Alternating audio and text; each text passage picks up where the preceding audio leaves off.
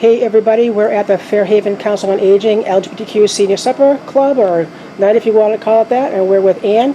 Can you tell us what's going on tonight and what goes on usually the fourth Wednesday of every month? Because of the holiday, it's now tonight. We backed it up a week because of Thanksgiving. But I'm Ann Sylvia. I'm the director at the Fairhaven Council on Aging, and I'm so happy to be able to have this group here once a month. We have a nice dinner, and sometimes we have a guest speaker. We are very, very fortunate to have the Lipsky-Whitaker grant that allows us to take field trips out into the community. Let's see, they went to P-Town on the ferry this summer. They're going to Blythewald in a couple of weeks. They're going to New York City through a bus trip. What else do we do with that? We can get special meals brought in with the grant too, pizza and salad and things like that. So it's really nice to have a nice safe place to meet once a month, and I've made some of the most amazing friends. Yeah, you can see the kitchen behind us, folks. I'm going to do a quick turn around here. There's a full working kitchen.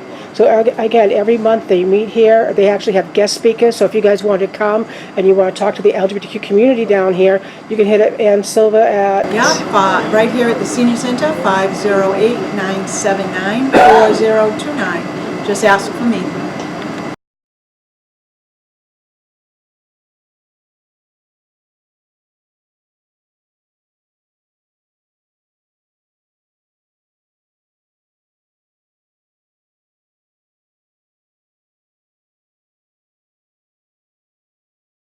So we're with Tom Sheehan here at the Fairhaven Council on Aging. As I told you earlier, when we were here a month and a half ago, we were talking about the facility that had 17, facilities that they had for LGBTQ folks to maybe want to go visit and live. But Tom has a story about that I didn't share, but now he tells me that I can share. So Tom's going to tell you what happened 8 years ago with him and now his husband, Marvin. Thank you, Tom. We had heard that there was assisted living area available, and we called. We were curious to find out cost, availability, and what was needed from a person who wanted to do it. And we called first as a straight couple, and there was availability, and a price was given. Then we called as a single straight male. No sexual orientation was mentioned, but and there was availability. We called then as a gay person, and they would get back to us. When they did get back to us, there was no availability. Then we called another place outside of Boston, and the same scenario.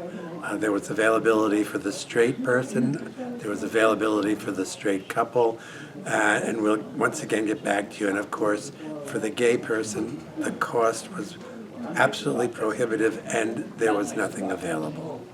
So what's the name of the place that was here 2 months ago? Do you remember? I'll have to figure out what it was. I think we were more appalled than anything that they came and they had no idea. Yeah. That first, they didn't know if there was any gay people living with them. Secondly, they didn't know if they had any gay people working for them. Thirdly, they didn't do any training to the staff if and when there should be a gay person popping up in their assisted living. Well, when I was here last and I brought up the fact, is your staff LGBTQ trained? And she looked at her partner and said, no. And I explained to them why. I gave them my business card and said, contact us. We'll have Eileen go out and help you guys with training. I remember that. And we have not heard from them. And you won't. And what the name of the place is, so it is what? Autumn Glen. Yeah, Autumn Glen. And again, somebody beside me said, how many gay people live there? She goes, I think we have one. With 17 facilities, that's atrocious. And then the person beside me said, that's all they know about. And people are hiding. And people don't want to be in assisted living. Could you possibly go into depth of what happens or why people are afraid to go into assisted living? I certainly would not go into assisted living because why would I want to go back into the closet? Why would I have to be ashamed of who I am? And plus, I wouldn't be able to live with my husband, who I've been with for over 35 years. Come on, so it's not fair. They expect you to change who you are just to fit into their community. This Autumn Glen, for example, they said that they had different facilities for different types of individuals, nothing for gay and lesbian individuals. So, I mean, this is 2019. Give me a break, would you? Thanks, Tom.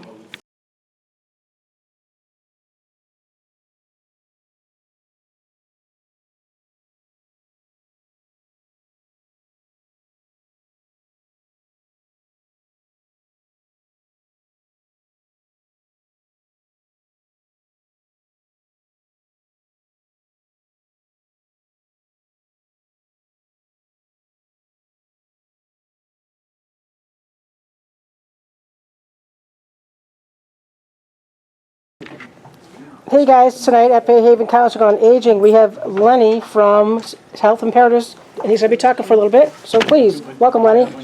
Thank you. Hi, as Tracy said, for you who don't know me, my name is Lenny Emerald. I work at Health Imperatives. We have offices throughout the South Coast. Okay, the closest office to us here would be in New Bedford. We're located at 651 Orchard Street, right behind Ciabra Market in the south end of New Bedford. Okay, services we offer for the GLBTQ community and really everybody. We offer counseling and testing for HIV, STIs, hepatitis C. On Wednesday nights, we have our free clinic there. We do also woman pap smears, check for cervical cancer, breast cancer.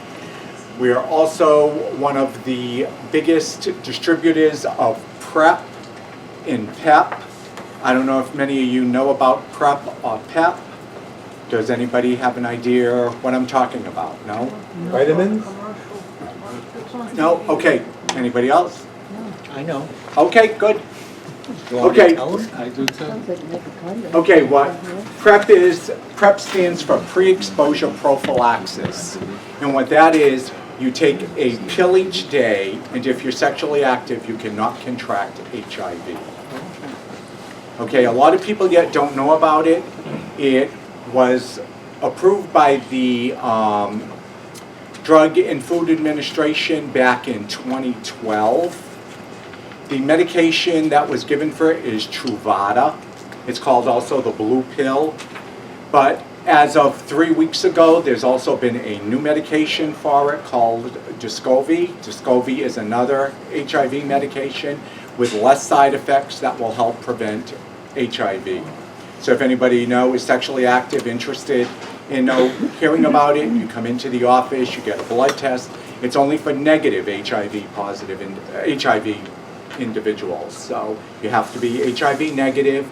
They'll do the blood test, prescribe you the prescription, and then you can be on it. And you have to see a doctor with that every 3 months. You have to go in because they check your creatinine levels and they do an HIV test and also STI testing. Okay, that's one of the big parts that we do that's out there. Department of Public Health really wants a lot of people today on PrEP. Okay, also PEP, does anybody know what PEP is? Okay, we have PrEP and PEP. PEP is post-exposure prophylaxis. So say you hook up with somebody or you meet somebody, go home that night, you engage in sex, then the following morning, they didn't disclose to you the night before, oh, I'm HIV positive. So you had unprotected sex, body fluids were changed. It's like, people are gonna panic. It's like, oh my God, what do I do now? Okay, so what you can do is you can go to a hospital. I don't recommend going to your doctor because if you know you've been exposed to be on PEP, you have to see, a medical provider within 72 hours to get on it. And it's a 30-day regimen of a medication, also an HIV medication, so it will stop the HIV from developing in your system. Okay, so these are no really things that are out there today for our community, a lot with the younger people, and people who have grandchildren, children today, and so many people yet don't know about all this stuff that's available to them. Also testing, how many people, well, I'm sure everybody here knows about HIV testing. Does anybody know today HIV testing, usually how long it takes before results come in? So you go to the doctor or you go to our clinic, you get tested for HIV. How long does it usually take before you get your results? A week. Yep. 1 week today. Usually if something is a lot worse, if you're really panicking or whatever, you can get your results really today in 48 hours, okay? Years ago we used to do antibody testing when they did the blood test for HIV. Okay, today it's called 4th generation testing we do, which also looks for antibodies. When you're infected with HIV, your body starts developing antibodies a lot faster before antigens, I'm sorry. So the antigens are detected right away. So that way you can get an early HIV diagnosis and start on treatment right away to keep you healthier. Okay, that's another big thing. Okay, we also practice, who has heard of the U=U campaign? I know I'm throwing out a lot of information there, but there's just so much. The U=U campaign, does anybody know what that is? Undetectable equals untransmittable. So you meet a person, you two people fall in love, whoever, or you meet somebody for the night, it's a fast hookup. They tell you, oh, I'm HIV positive. Are you going to engage and have no sexual relations with this person today? Are you? Can anybody answer honestly? Does anybody know? Or, okay, if they tell you, well, I'm undetectable. Does anybody know what an undetectable means? Okay, undetectable viral load. Okay, that's one of the tests they do to check your virus in your body to see where it is. If somebody is undetectable, your virus is so low you cannot pass it on. So, no, today really, the majority of people don't use condoms today, to be totally honest. If somebody is undetectable, they're untransmittable, so they're not going to be able to pass on the virus to you. So, that's a big, big step today. So, it's really, really good information to have and to know about, know what I mean, the virus. And any other information, any testing you want, any information, please know what I mean, feel free. Stop by Health Imperatives. I left you a bunch of goodies on the tables, condoms, lip balms. I have a few of our dental dams there, chapsticks. So please, know what I mean, we're HIV educators for everything, health issues and whatnot, and plus our free clinic on Wednesday evenings there. Okay, do I have any other questions from anybody about anything? Can you talk about the December 3rd event coming up? Yes, December 3rd here in New Bedford is also World AIDS Day. World AIDS Day has been celebrated for years now. World AIDS Day is usually on December 1st, but being on December 1st this year, it's a Sunday, so they're holding it on December 3rd. There's starts at New Bedford City Hall. We'll have different speakers there. They'll speak. Then there'll be a candlelight vigil to the Pilgrim. Is it? Yep. Pilgrim Church, Yep. Downtown New Bedford, near the Zeitarian. And then across the street, there'll be refreshments, information tables, have questions to ask or whatever. Just build your knowledge on HIV and what's out there and different services from different communities.